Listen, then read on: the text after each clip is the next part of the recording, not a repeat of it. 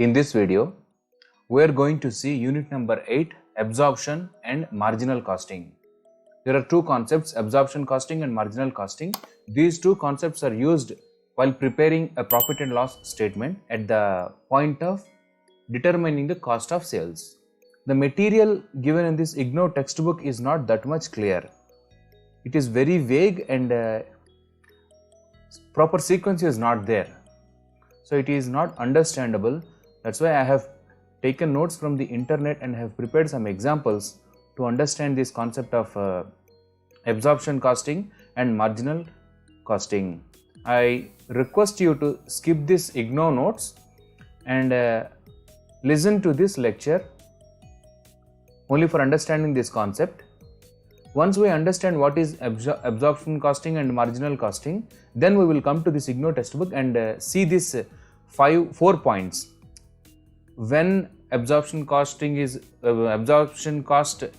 creates more profit, when marginal cost creates more profit, under what situations. So these are the 4 points where questions can be expected.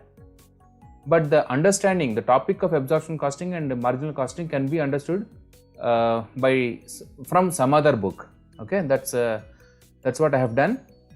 Once we understand, then we will come to the IGNOU textbook again and we will see the remaining topics, that is segregation of semi-variable costs, variance cost and all those things we will see. Now let us start our topic, absorption costing and marginal costing. I have already prepared notes here. Let us start the topic, marginal costing and absorption costing. Before jumping into the topic, we will just recap what are the elements of cost. In the previous videos we have seen elements of cost are divided into two categories, direct cost, indirect costs, fixed cost or variable costs. Direct costs means those costs which are directly related to the production of goods or delivery of service. Like direct costs can be of three types: related to materials, related to labor, related to other miscellaneous expenses. For example, if the company is producing chairs, then direct cost related to materials will be wood or iron or steel. Direct cost related to labor would be the people who are working in the production of the chair, like that. So these are called direct costs. So direct materials, direct labor, these are called direct costs, and these are variable costs also. Variable means if the volume of the output changes, then cost incurred on these items will also be changed. If we are earlier, suppose for example, if we are producing 1000 chairs, suddenly we got an order for another 1000 chairs. If we have to double the volume, then we have to bring more material, we have to employ more labor, and we have to, at the same time, we have to increase the electricity expenses also. These are all variable costs which are varying directly in proportion with the output, volume of the sales that we are doing. Whereas, for example, see, rent, insurance, depreciation, these are fixed costs. We need not change the rent depending on the volume. Rent is separate, volume of output is separate. Insurance is constant, depreciation is a constant thing. So there are some fixed costs, there are some variable costs, there are some direct costs, there are some indirect costs. Okay, these are all the elements of the cost which you have already seen in the previous videos. Now the focus point of this video is to understand the cost of sales, how to determine the cost of sales, which costs are to be included in the cost of sales. Generally, cost of sales takes into consideration the production related costs. In producing a good or a service, what are the costs involved? Those costs, how we have to determine whether fixed costs are to be taken into consideration, whether variable costs are to be taken into consideration. So these things we will see. So there are two concepts here, marginal costing and absorption costing. As per marginal costing, only variable costs, see here, only variable costs should be considered for calculating the cost per unit good or cost per unit service that is delivered. Okay, cost of sales means what is the cost incurred for generating a single unit, and if you have produced X number of units, multiply that into X, that is the cost of sales. Now, which cost should be considered? Marginal costing says that you have to consider only variable costs. So variable costs are like this: direct material, direct labor, variable overheads, all the variable production related costs, only those variable things are to be considered in marginal costing, right? In the income statement, the pro forma of income statement goes like this. First we will take the sales turnover. What is the sales volume? Okay, from that we will deduct cost of sales. From that we will deduct other expenses. From that we will deduct interest expenses. From that income tax. So all these things, after all these things are deducted, we will arrive at a final figure that is called net profit. Okay, so in order to arrive at the net profit, which is to be deducted, which costs have to be deducted, and at what stage? Marginal cost says that. So in calculating cost of sales, you take only variable costs. That is what marginal costing says. What does absorption costing say? As per absorption costing, full costs, both fixed and variable, should be considered for calculating the cost per unit good or service. Means direct material, labor, overheads, and also variable overheads and also fixed overheads. Consider all these costs for deciding the cost per unit good or cost per unit service. Now we will take an example and we will see, we will understand it more clearly. This is the difference. Difference between marginal costing and absorption costing lies in the treatment of fixed costs. Whether we have to include the fixed cost in determining the per unit good, or we have to deduct it separately like income tax, like other expenses or non-production costs. So that is the difference between the marginal costing and absorption costing. Where we have to consider the fixed cost. Do we need to include in the cost per unit good, or do we need to take separately and deduct from the overall sales? That is the difference between marginal costing and absorption costing. Fixed costs are part of the product in absorption costing. Means while determining the cost of sales, fixed cost is also considered. Fixed costs are separated from product and shown in the expenses in marginal costing method. Okay, we will see an example and we will understand it more clearly. This is a sample statement is given here without any values, just for understanding. Sales. This statement is prepared as per the marginal costing method. As per marginal costing, we will start with the sales. Any income statement starts with gross sales or total turnover. From the total turnover, we have to remove the variable cost of sales only. As per marginal costing, we have to consider only the variable cost of sales for production. So in production, generally cost of sales is generally considered by taking the opening inventory, how much is produced during the period, and what is left at the end of the period, that is closing inventory. So all these three, the net of these three is reduced from the total sales. Then we will get, in a normal income statement, we will call this as a gross profit. Gross profit. Here we will call it as gross contribution. Okay, means variable costs pertaining to production will be taken into consideration and that will be deducted from the total sales. Then we will arrive at gross contribution. From that, separately we have to remove variable non-production costs. Non-production cost means like selling and distribution costs, advertising costs, marketing costs, shipping cost, delivery cost, all those things after the good is produced. Okay, it is not related to the production of the actual good, but once it is produced, how do we distribute, how do we take it into the market? So all those costs, handling charges, all those things comes under non-product cost. So that has to be removed separately. So marginal cost, again from this one, it is separately deducting fixed costs. The fixed costs related to production are taken separately while calculating the profit. This is the marginal costing. From then we will get net profit. We will see marginal absorption costing. In absorption costing, sales is the starting point. From sales, we will remove cost of sales, including full cost of all the inventory.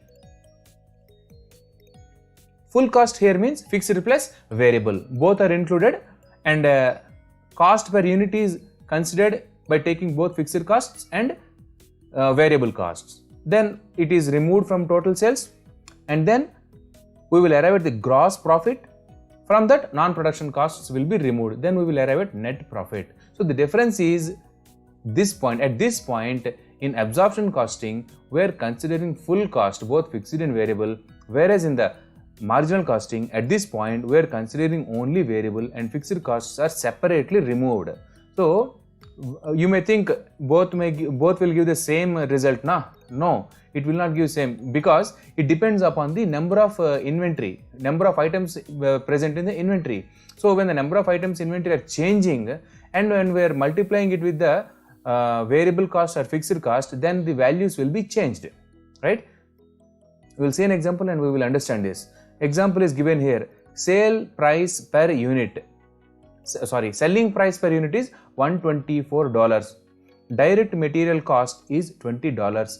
Direct labor cost is $20. Whenever costs are given like this, it means that per unit, for producing one single unit or producing one unit or for delivering one unit of service, this much of direct material cost is involved. $20 of direct material, $20 of direct labor, $14 of indirect variable cost, all these things are involved.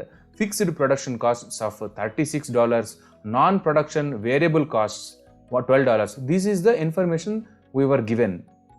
Now sales volume is 12,500 units. Production volume is 13,250 units. Means the company has produced 13,250 goods, and for each good, generating each good, producing each good, $20 of direct material, $20 of direct labor, $14 of variable overheads, $36 of fixed costs, and $12 of non-production variable costs were incurred for the company. Means 20 plus 20, 40, 40 plus 14, 54, 54 plus 36, 90, 90 plus 12, total $102 is the cost incurred for the company. But how do we take cost of sales? These are all not the cost of sales. Only material, labor and variable overheads. These are only these three things are related to cost of sales, because these are involved in the production, whereas these two are not involved in the production. Okay, fixed costs are also involved in the production. So only these four are involved in the production. 20, 20, 14, 36. Only these four are related to production, whereas $12 is not related to production. It is non-production. So cost of sales should take into consideration 20, 20, 14 and 36. Whereas marginal costing says that you consider only these three, 20, 20 and 14, because these are variable. Only consider these three and apply on 13,250 units, right? Whereas absorption costing says you consider 36 also and multiply it with 13,250. So there comes the multiplication difference, because the number of units are changing. Opening inventory is 980, they have produced 13,250 and they have sold 12,500 units. Some units will be left automatically. So since number of units are changing, this multiplication with costs will change, because we are in one method we are considering only these three, and in another method we are considering these four. So multiplication will give multiplication at different stages will give different results. So profit will be varying. Now see, marginal costing income statement. Sales is, the company has produced 13,000, see here 13,250 units. Opening inventory is 980 and sold 12,500 units. So 12,500 units, selling price is $124. It is given here, no, at the top. Selling price per unit is $124. 124 into 1250. So the sales revenue is 15,50,000, right? Variable cost of sale. Marginal costing says that consider only variable production costs. So what are the variable production costs here?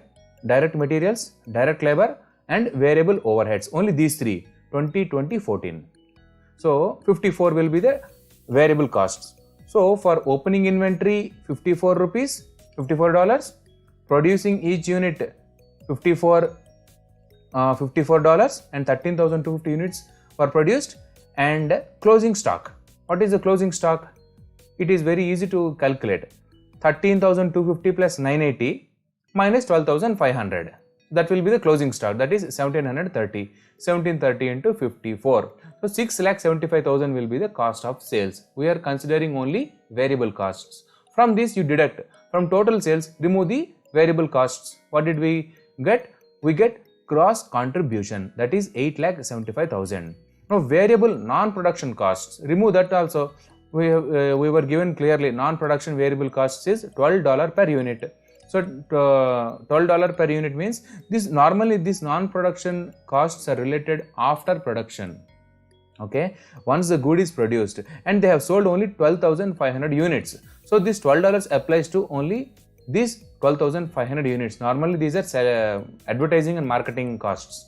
Okay, 12,500 into 12, 1,50,000. Remove this one from this one, we will get net contribution.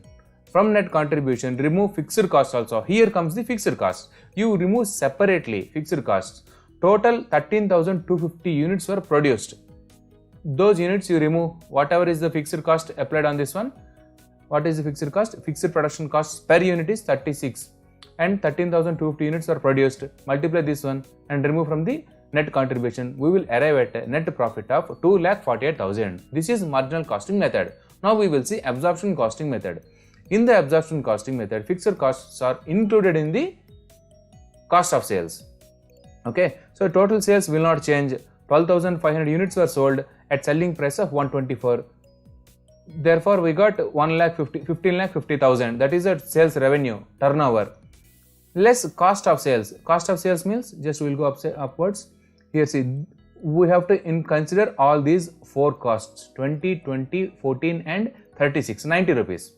54 plus 36. 90 rupees will be the cost of sales.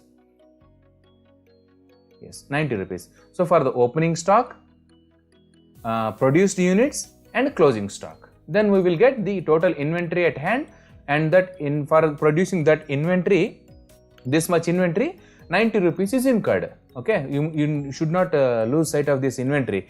This cost is occurred on this inventory. Okay, for producing each unit of stock, this much of cost is incurred. Opening is this one, production is this one, sold is this one. So closing will be 1,730. So for on each unit we have to apply total cost, right? 980 into 90, this one into 90 minus this one into, we will get 11,25,000, right? Now gross profit, this is the gross profit. There is no contribution, there is no gross contribution, nothing like that in absorption costing. We will directly arrive at gross profit. And separately we have to remove non-production costs. This is related to selling and distribution or advertising and marketing. This is again 12,500 units are sold and each non-production cost is 12. For each unit it incurred $12. Therefore 1,50,000. Remove this one, we will get 2,75,000. So in marginal costing we got a profit of 2,48,000 and in absorption costing we got a profit of 2,75,000. There is a difference of $27,000 between these two methods. Why? This is because of the fixed overhead costs. Because of fixed overhead costs being included in the absorption costing, that is 90 rupees, there is a difference in the profits between the two methods. Fixed overhead costs are 36 rupees. It is there now. This one, fixed overhead cost is 36 rupees. If this is included, total cost will become 90. If this is not included, then variable cost will only be just 54 rupees. And inventory added during the period is closing minus opening, 750 rupees, 750 units are added in that period. Hence so if you multiply this one with this one, you will get this 27,000 rupees. Because of the inventory which is changing, we are getting this difference. Okay. If the inventory is not changed, then we may reduce the fixed cost or variable cost at any place from the total sales. See, in preparing an income statement, we have 4 to 5 steps. Step 1 is we will take the total sales, that is turnover. From total sales, we will remove cost of sales. From that, we will remove other expenses. From that, we will remove interest expenses. From that, we will remove income tax. And finally, we arrive at the net profit. So there are 4 to 5 steps involved in preparing an income statement. So if we shuffle these steps, 2 first or 3rd first or 4 first, if we shuffle this, there should not be any difference normally. Okay, so in marginal costing, we are removing the fixed costs at step number 4. Say for example, we are removing fixed costs at step number 4, but that should not create any difference. But because what is actually happening is, when in the step number 2, the number of units are changing. Okay, there is opening stock, there is production, and there is closing stock. when these items, a number of units are changing, and when we are multiplying with the cost which is changing, fixed cost is one thing, variable cost is one thing, and these values are changing, step 2 will generate a different amount. So deducting from total sales at the step 2 will give a different amount. So that is what the highlight of this the focus point of understanding the difference between marginal costing and the absorption costing. The difference is essentially because of the change in the inventory in the step number 2. Step number 2 in income statement is cost of sales, and this cost of sales involves opening stock, closing stock, and production units, right? I hope you understood. You're understanding. So the conclusion from this one is, if inventory increases from the beginning to the end, then absorption costing generates more profit than marginal costing. That's what we have got here. Here in this case, inventory is increased. Closing inventory is 1730, opening inventory is 980. We got 750. I hope you understood how we got this 1730. I will just repeat once again. So this is the opening inventory, 980 units, and production is 13,250. You add these two, how much we get? 13,250 plus 980 means 14,230 is the total inventory. From this we have sold 12,500, right? Means another 1,730 were left over. They are not sold. So that is the closing stock. Okay, in that way 1,730 came, right? This is the closing stock, this is the opening stock. Means we have added in this period, we have added a stock of 750 units, right? So, and the fixed costs are 36. You multiply this one will get 27,000. So, since this is increasing, closing stock is increasing, the absorption cost is more compared to the marginal costing. That is the summary. If inventory decreases from the beginning to the end, then marginal costing generates more profit than absorption costing. Suppose if closing stock is very less compared to the opening stock, then the difference will become negative, and it means that inventory is decreasing. From starting point to ending point, inventory is decreasing. We are not keeping anything, we are selling everything. Then marginal cost will generate more profit. If inventory doesn't change at all, whatever is generated, everything is sold, and we are left with the opening stock again, then there is no change in inventory. In such case, this is called just in time. We are not putting any stocks with us, we are just selling everything. As and when order comes, we have to sell. No need to put any inventory or stock with us. So in such cases, both these methods will generate the same, because in income statement, step 2, step 3, step 4, there is no change. Whether marginal cost or absorption cost, it is the same thing, right? I hope you understood about this marginal costing and absorption costing. Now, once you understood this, then we will start segregation of semi-variable costs from the IGNOU material. The explanation given in this IGNOU book is not that much clear. The examples given are also little bit confusing and they are not ordered. Now we will see the 4 points. The profit under traditional costing system. The traditional costing system is nothing but absorption costing system, where all the costs are considered at the stage of calculating cost of sales. That is the step 2 in income statement. And marginal costing system will be the same in case there are no opening and closing stock. Okay, that's what we have seen.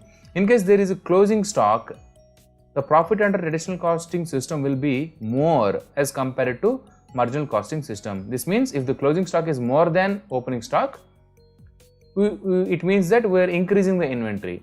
But then absorption costing will be more, means absorption costing system will give more profit compared to marginal costing system. In case there is opening stock and no closing stock, the profit under marginal costing system, and this means that we are decreasing the closing stock and inventory is decreasing. So marginal costing system will give more profit. Okay, so this is about marginal costing and absorption costing. I hope you understood. The major difference comes at the point of treating fixed costs. Absorption costing says marginal costing says do not consider fixed costs while calculating cost of sales.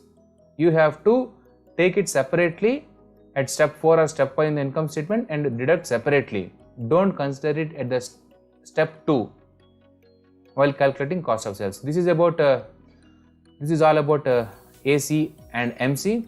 In the next video, hopefully we will start segregation of semi-variable costs, and we will go on with contribution break-even analysis.